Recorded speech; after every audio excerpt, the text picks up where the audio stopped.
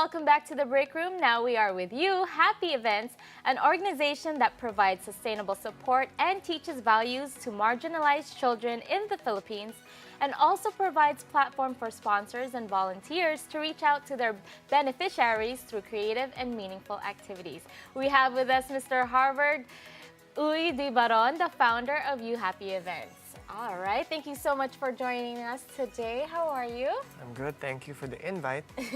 It's always great to have people come here who make such a positive impact in the lives of a lot of people. Right. And so we're happy that you're here joining us. Can you tell us a little bit about your organization, when it was founded and who? And All right, let me just give you a short story about it. Sure.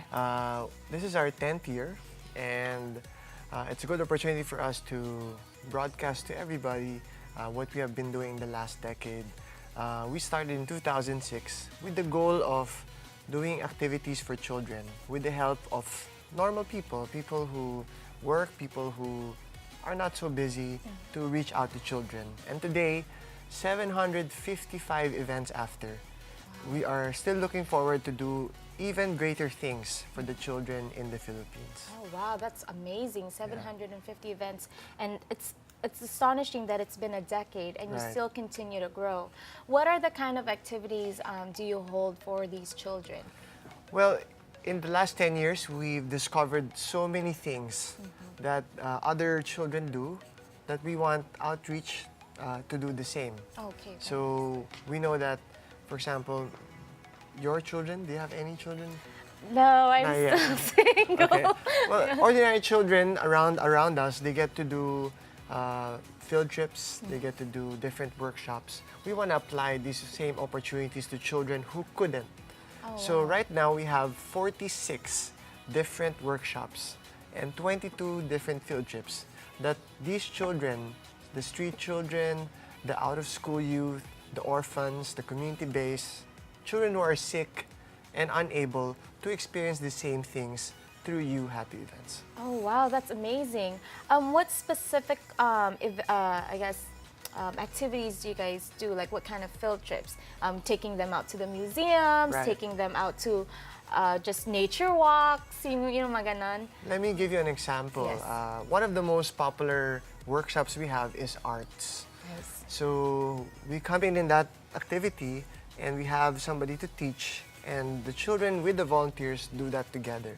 The latest one we did was in Quirino Memorial Medical Center, that's in Katipunan area.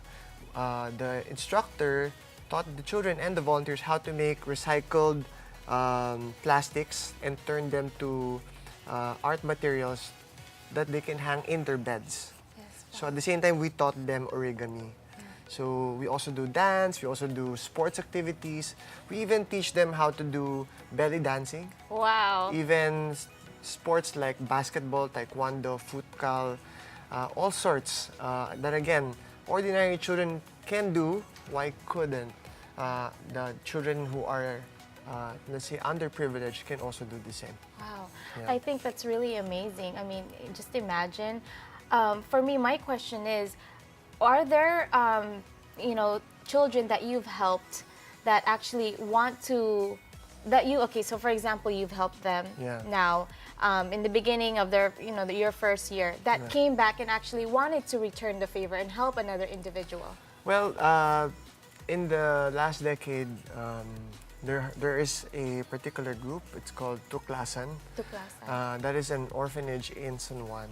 Now they moved to Tondo. One of the first beneficiaries for us, that was way back in 2006. So the children who used to be 7 is now 17. So they're Yes. now teenagers now, and they are now replacing the social workers as the kuyas of the center. And we've seen them grow into dynamic, better individuals who have the heart for the children who used to be like them. So the things that we've taught, interacted with them, they're applying that now. And as an individual who have seen them grow, it's one of the treasures, and keeps me going, and why we continue doing what we're doing for the children. That's That's very awesome. That's great. You are the founder. What inspired you to start this organization? They ask me that question and I say, why not? Every time I'm driving or every time I walk a lot from where I live, there's so many children on the streets. And I say, why can't I put up something that can somehow decrease the population of these children who don't have so much opportunities? I started small, like I was saying a while ago. I started with just a few friends who had the same heart as I do. And it grew even bigger because I met people who I used to not know to be part of what I'm doing. These are volunteers who continually attended our programs and became part of our core team. Because what you're doing is great. You're making a huge impact on the lives of many children. And then there's the cycle that you're doing. You know, making a difference in the life of one child, that child is going to be inspired and motivated to also help another child. So it's like this ripple effect of awesomeness, of kindness, of sharing this goodness. In 10 years, what would you like your organization to, I guess, experience or achieve? That's a very good question. In fact, moving forward, when I used to start this, I attend all the events that we do. So we want to be able to identify individuals in different nations or in different localities in the Philippines to duplicate our efforts here in Metro Manila. Our scope is really just here because we live here and we couldn't really do so much outside because that would be taking so much time and not to mention expense logistically. So we want to be able to find them and say, fine, let's make a Davao version, let's make an Ilocos version or even a Cebu version because the template that we do is actually very simple. We just find a sponsor to fund the program and then we put you together, do an event, and we implement it. Very nice. There are, I'm sure, through the years that we've done this, we've discovered so many individuals and companies who are very willing to help. And sometimes they just don't know how. Or sometimes they just don't know who they're going to reach out to.